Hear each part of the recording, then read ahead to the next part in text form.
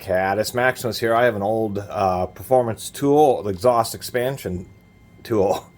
What these are is they just have a couple of cones. When you tighten them down, the cones expand. Since you're using a through scred, which is actually a type of extreme lever, you have to turn this a bunch just to get this nut to move a little bit, and then you also have additional leverage from the cones. You can push outwards with an immense amount of force. These are mainly used, and you see in my auto parts stores, for exhaust. Replacing a section of exhaust, oftentimes the piece of pipe that you find is exactly the same size as what you need to replace. So you either weld it, or since they're made out of mild steel, you can put this tool in, use a big wrench. A lot of people use impacts, and you shouldn't. That's what somebody's done on this one, and it's actually, the bolt is actually pretty hard, but it's caused some damage to the nut. So I did have a spare nut.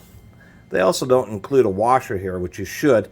That way this is not grinding into this cone. These cones are, I don't know if they're forged or sintered steel, same with the bars, but they are very hard steel. So I'm going to put a washer in there as well. I mean, old set. This package is from, it's a copyright 1995, so it might be 25 years old. I don't think they're 20 bucks anymore. One thing I don't like about performance tools is they unconditional lifetime warranty, but they have a very, it's a piss poor warranty, straight up. You have to have proof of purchase if you don't, and which is, ridiculous for a basic hand tool, especially one that's designed to last years and years or decades. Secondly, postage prepaid. What that means is that you have to pay to ship this to Performance Tool, hope that they don't deny your warranty, and if they do accept your warranty, you have to actually pay for them to mail it back. So it's a total cop-out. Difficult to get warranty out of Performance Tool directly from the manufacturer. And it's generally why I don't recommend buying Performance Tool products. They just don't stand by them like Sunex or Tecton or a variety of other brands, which allow you to send a photo of the broken tool and then they'll just mail you out a new one. That's a company that really wants to keep its customers. Not like even Harbor Freight's now demanding identification so they can do fraud tracking on anybody who returns or warranties products.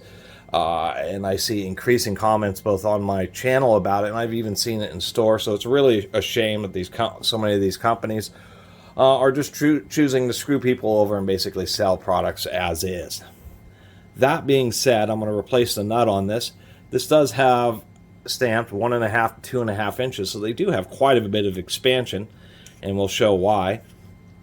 Even though hilariously on the package says 1.5 to 2 and 7/16, although they have different sizes actually on the tool.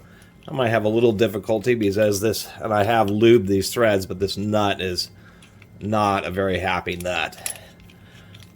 And quite a bit of thread. And so essentially, if you get way down here, it's pretty loose. The 1.5 inches has to deal with this diameter here. So I believe I'm going to be able to, yes, I'm just going to be able to use this piece of electrical tape to be able to demonstrate the operation of the tool. They just use O-rings to hold all the plates together. God, that is not a happy nut that's in there. I do at least like the fact that they have just a regular nut that's inside a hex, so it's pretty easy to replace it. Cheap Harbor Freight ones just use a cone that doesn't have any flats on it. So the problem with that is as you're tightening it, this end is in the tube and you're not able to see it. So you're relying on the pressure from these pressing onto the cone to prevent the cone from just spinning as you're tightening it down. It wouldn't do anything in that sense.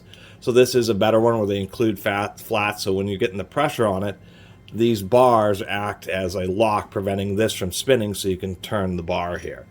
Anyway, let me get the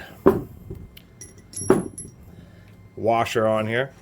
This is a very hard and almost, there we go, super tight fitting washer. This is actually fractional threads. These aren't metric, surprisingly enough.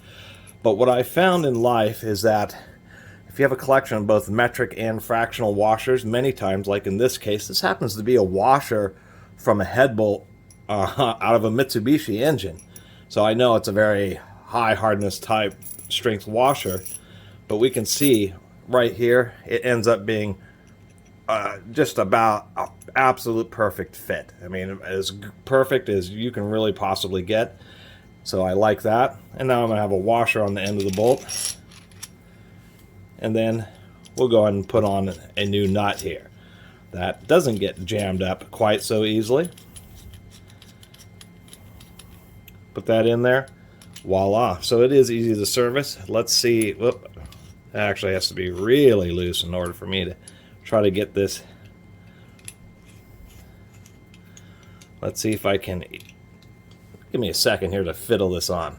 Well, they're lying. I actually measured this. This is a little bit over 1.5 inches. This is advertising 1.5 inches. But I still can't get this on even when it's super duper loose. Kind of annoying. If you say it fits 1.5 inches, then it probably should fit 1.5 inches. Well, I don't have anything else that's really similarly sized. Otherwise, I was going to try to do a little demonstration. So, and we did find a little issue, which is the fact that it doesn't quite fit 1.5 inches. It's more like 1 9/16 inches through 2.5 inches. So anyway, that was my little video about this performance tool exhaust expansion, or tail. They call it a tailpipe expander, but it's an exhaust pipe expander because you don't have to use it just on the tail end of the pipe. And that it's overall a decent one, just not with such a great warranty. And they could have done some improvements, such as including a washer. This thing spins a lot better now having a washer in there. And it's going to mean less wear of this grinding into this. Anyway, just wanted to do a little video about this. I really appreciate everybody who's been watching and subscribing. And if you haven't subscribed, please do. Till next time, Catus Maximus out.